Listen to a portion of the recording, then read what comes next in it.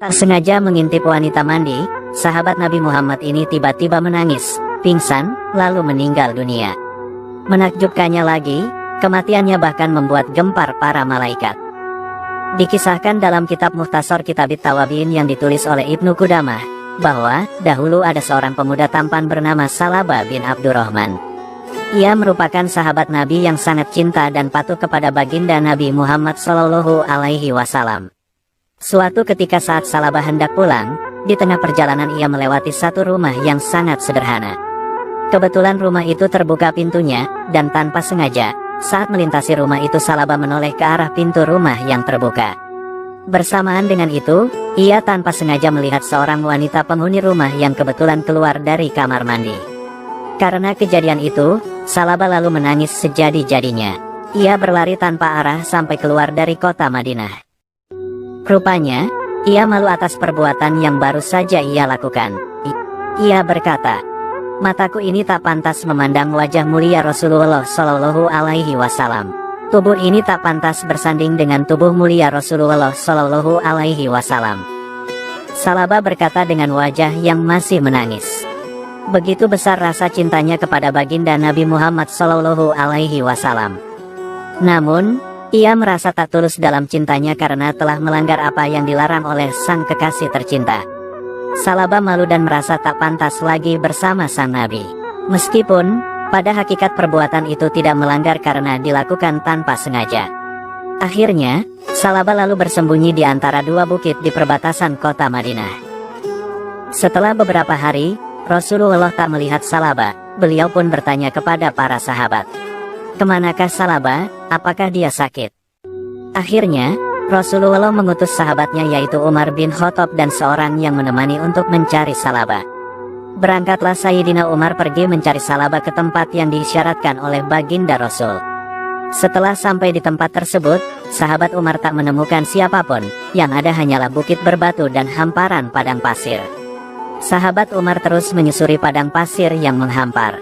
Hingga tak lama kemudian, mereka berdua menemukan seorang penggembala kambing.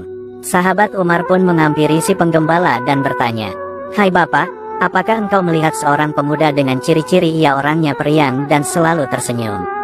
Si bapak ini menjawab, "Kami tak pernah melihat pemuda seperti yang Anda sebutkan tersebut. Hanya saja, ada seorang pemuda yang biasanya kesini untuk meminta air minum padaku. Wajahnya murung dan sering menangis. Setelah meminta minum, ia akan kembali lari lagi ke atas bukit. Sepertinya bukan dia yang Anda cari Tuan." "Di manakah dia wahai penggembala? Aku ingin melihatnya," tanya Sayyidina Umar. Si penggembala pun menunjukkan tempat di mana pemuda itu berada. Dan, tak beberapa lama, sahabat Umar dan sahabatnya itu sampai di tempat yang ditunjuk. Mereka pun bertemu dengan seorang pemuda yang terlihat lusuh dan tengah menangis. Sahabat Umar lalu menyapa dan berucap salam kepadanya. Melihat siapa yang datang, pemuda itu berniat hendak lari. Namun, sahabat Umar memberi pengertian kepadanya bahwa Rasulullah mencarinya karena beberapa hari tidak melihatnya. Sambil sesenggukan pemuda ini bertanya, "Apakah Rasulullah marah kepadaku atas apa yang telah aku perbuat? Aku sangat malu dan tak pantas orang sepertiku ini berjumpa dan memandang Rasulullah." Usai berkata demikian, pemuda ini lalu jatuh pingsan. Sayyidina Umar kemudian membopong pemuda itu dan membawanya pulang.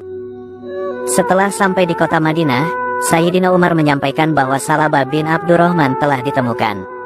Ia pun menceritakan perihal yang terjadi dan mengabarkan kepada Nabi jika saat ini Salabah berada di rumahnya.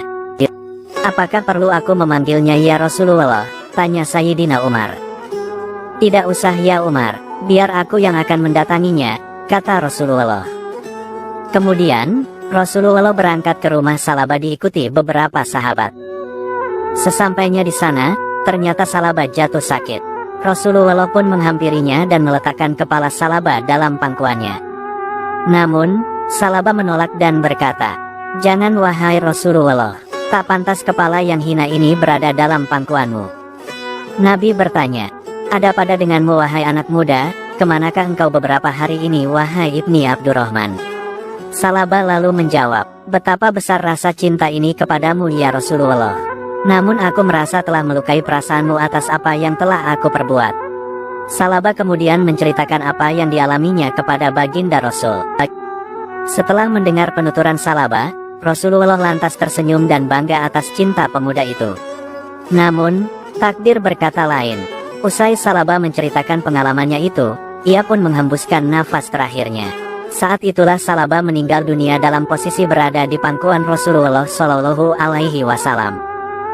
Setelah itu, Rasulullah lalu turut serta memandaikannya, mengkafani, dan menjadi imam sholat jenazah Salaba. Bahkan, Rasulullah pun turun ke liang lahat untuk memasukkan jenazah almarhum Salaba. Namun anehnya, tiba-tiba, terjadilah sebuah kejadian tak biasa saat jenazah Salaba dibawa ke kuburan. Saat Rasulullah ikut memikul jenazahnya, beliau berjalan dengan kaki menjingkat. Kejadian ini, lalu membuat para sahabat heran dan bertanya, mengapa Rasulullah berjalan seperti itu? Rasulullah lalu menjawab, ini semua karena jalanan ini telah sempit dan kakiku tak bisa berjalan seperti biasa. Hal ini karena banyaknya para malaikat yang turun ikut mengantarkan jenazah Salaba ini.